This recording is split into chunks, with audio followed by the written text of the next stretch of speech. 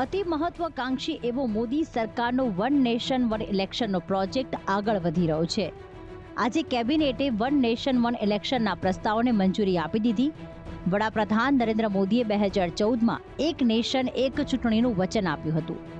15મી ઓગસ્ટે સ્વતંત્રતા દિવસ પર લાલ કિલ્લા પરથી આપેલા ભાષણમાં વડાપ્રધાને વન નેશન વન ઇલેક્શનની હિમાયત કરી હતી। તેમણે કહ્યું હતું કે વારંવાર ચૂંટણીઓ દેશની પ્રગતિમાં અવરોધ ઊભી કરી રહી છે। આ અંગે એક રિપોર્ટ તૈયાર કરાયો છે। આ રિપોર્ટ 18,626 પેજનો છે। આ રિપોર્ટ સ્ટેક હોલ્ડર્સ નિષ્ણાંતો સાથે ચર્ચા કર્યા બાદ 191 દિવસના સંશોધનનું પરિણામ છે। સમિતિએ તમામ એસેમ્બલીનો કાર્યકાળ 2029 સુધી લંબાવવાનું સૂચન કર્યું છે। ઉલ્લેખનીય છે કે આઝાદી પછી 1952, 1957, 1962 અને 1967માં લોકસભા અને વિધાનસભાની ચૂંટણીઓ એકસાથે યોજાઈ હતી, પરંતુ 1968 અને 1969માં ઘણી વિધાનસભાઓ સમય પહેલા વિસર્જિત કરવામાં આવી હતી, જે બાદ 1970માં લોકસભા પર ભંગ કરી દેવામાં આવી હતી, જેના કારણે એક દેશ એક ચૂંટણીની પરંપરા તૂટી। વન નેશન વન ઇલેક્શન પર હવે રાજનીતિ પણ ગરમાઈ છે। ભાજપ નેતાઓએ આ નિર્ણયને આવકાર્યો તો કોંગ્રેસે આને સરકારનું વધુ એક ગતકડું ગણાવી દીધું। ખરેખર આ મુદ્દે ઘણી ચર્ચાઓ ચાલી છે। યશસ્વી વડાપ્રધાન શ્રી નરેન્દ્રભાઈ મોદીનો આ ડ્રીમ પ્રોજેક્ટ છે અને આપણે બધા જાણીએ છીએ કે દેશમાં કાયમ જુદા જુદા પ્રકારની ચૂંટણીઓ ચાલતી હોય છે, એના પરિણામે આચારસંહિતા અને જુદા જુદા કારણોસર આપણા કામ અટવાય છે અને જુદી જુદી ચૂંટણીઓ થવાથી ઘણો બધો ખર્ચ, સમય, શક્તિ ને વ્યય થાય છે। ચારેકોરથી ઘેરાયેલી મોદી સરકાર એમની નિષ્ફળતા છુપાવવા માટે, આ દેશની વિવિધતાને ખતમ કરવા માટે, આ દેશના ફેડરલ સ્ટ્રક્ચરને ખતમ કરવા માટે વન નેશન વન ઇલેક્શનનું ગતકડું એક લાવ્યો। હું આને ગતકડું કહીશ। કેબિનેટે મંજૂરી આપી છે, પણ આ ગતકડું એટલા માટે છે કે દેશમાં પેટ્રોલ ડીઝલના નામે 11 વર્ષમાં 35 લાખ કરોડની લૂંટ ચાલી। દેશનો સામાન્ય માણસના ખિસ્સામાંથી સીધી તરાપ મોદી સરકારે મારી અને 35 લાખ કરોડની લૂંટ થઈ। કોંગ્રેસે હરિયાણા વિધાનસભા ચૂંટણી માટે પાર્ટીની ગેરંટી જાહેર કરી, જેમાં 7 વચનો આપવામાં આવ્યા છે। હરિયાણા વિધાનસભા ચૂંટણીને લઈ પ્રચાર ચરમસીમા પર છે। આ દરમિયાન હવે કોંગ્રેસે હરિયાણા વિધાનસભા ચૂંટણીને લઈ ચૂંટણી ઢંઢેરો બહાર પાડ્યો છે। કોંગ્રેસના રાષ્ટ્રીય અધ્યક્ષ મલ્લિકાર્જુન ખડગે અને પૂર્વ મુખ્યમંત્રી ભૂપેન્દ્રસિંહ હુડ્ડાની હાજરીમાં ચૂંટણી ઢંઢેરો બહાર પાડવામાં આવ્યો હતો। કોંગ્રેસે હરિયાણાના લોકોને 7 ગેરંટીનું વચન આપ્યું છે। મેનિફેસ્ટોમાં મહિને ₹2,000, મફત વીજળીના 300 યુનિટ અને મહિલાઓ માટે ₹25 લાખના તબીબી વીમાનો ઉલ્લેખ છે।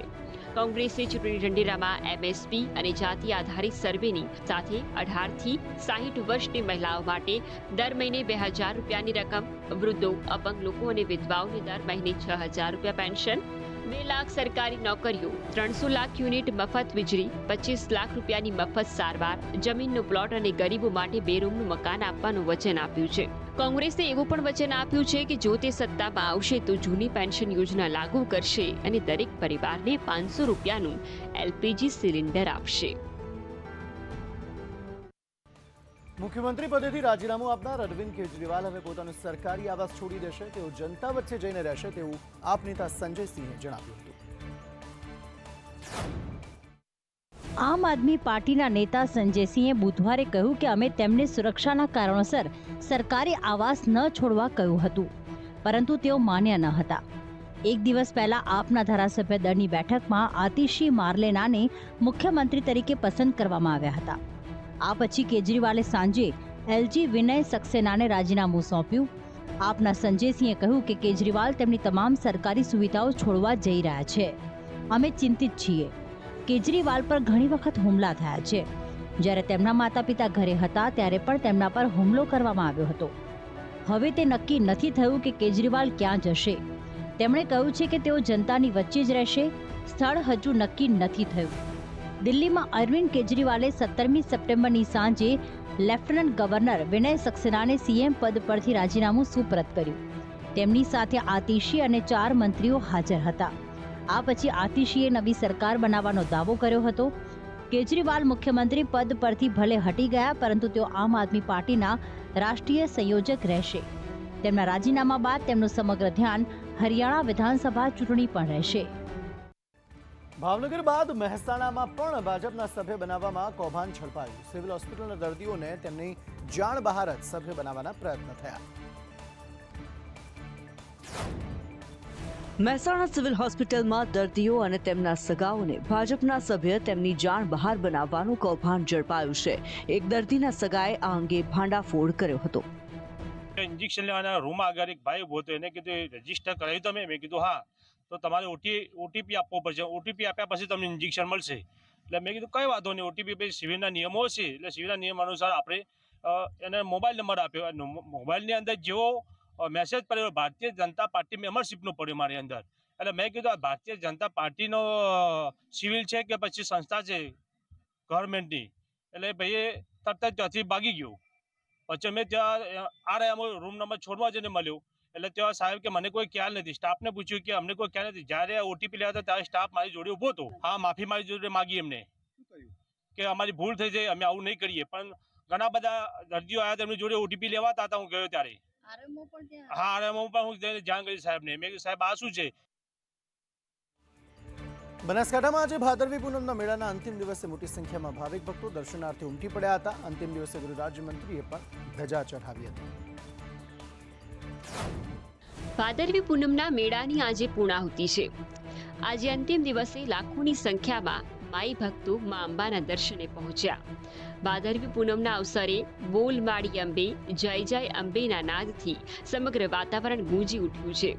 માઈ ભક્તો માતાજીને નવલી નવરાત્રિમાં પધરાવવા આમંત્રણ આપવા પહોંચ્યા. 6 દિવસ દરમિયાન અંબાજી મંદિરમાં ભંડાર અને ગાદી 2,28,00,000થી પણ વધુ આવક થઈ છે. અંબાજી મહાકુંભના 6 દિવસમાં 26,92,000 જેટલા માઈ ભક્તોએ માતાજીના દર્શનનો લાભ લીધો.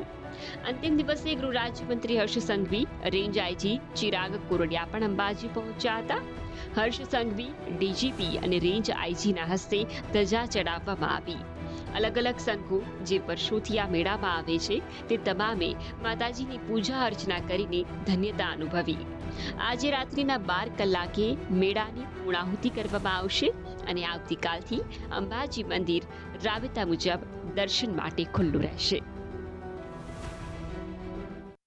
સંગમ શહેર પ્રયાગરાજમાં આવેલ પૂર હવે લોકો માટે મુસીબત બની ગયું છે. પૂર પીડિતોને બેવડી મુશ્કેલીનો સામનો કરવો પડી રહ્યો છે.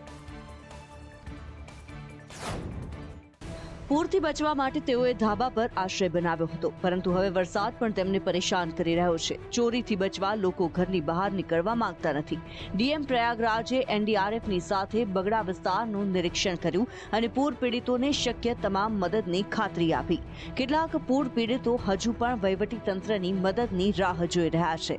છોટા બગડા વિસ્તારના સેંકડો ઘર પૂરના પાણીમાં ગરકાવ થઈ ગયા છે. જે વિસ્તારમાં પહેલા વાહનો દોડતા હતા ત્યાં હવે બોટ દોડી રહી છે. લોકોને કમર સમાણા પાણીમાં વલખા મારવા પડે છે. પ્રયાગરાજમાં ગંગા અને યમુનાના જળસ્તરમાં વધારો થવાને કારણે પૂરના પાણી સલોદી, છોટા બગડા, દારાગંજ અને રાજાપુર વિસ્તારમાં પ્રવેશી ગયા છે. રસ્તાઓ, મકાનો, દુકાનો તમામ પાણીથી ભરાઈ ગયા છે. હજુ પણ કેટલાક પૂર પીડિતો સુધી સરકારી મદદ પહોંચી નથી. તેઓ હજુ પણ મદદની રાહ જોવા માટે મજબૂર છે.